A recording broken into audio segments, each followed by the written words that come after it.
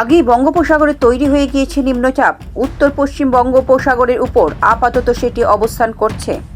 ধীরে ধীরে ঘনীভূত হয়ে এই নিম্নচাপ এগিয়ে আসবে উপকূলের দিকে। বৃহস্পতিবার অর্থাৎ আজ বিকেলেই পশ্চিমবঙ্গ এবং বাংলাদেশের মধ্যবর্তী উপকূল দিয়ে স্থলভাগে প্রবেশ করবে এই নিম্নচাপ। আর তার জেরে ভারী থেকে অতি ভারী বৃষ্টির সম্ভাবনা রয়েছে দক্ষিণবঙ্গে। বৃষ্টির সম্ভাবনা উত্তরেও।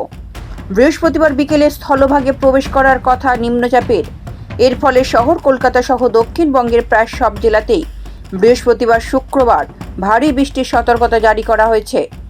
শুক্রবার দক্ষিণের সব জেলাতেই 7 থেকে 11 সেন্টিমিটার বৃষ্টি হতে পারে।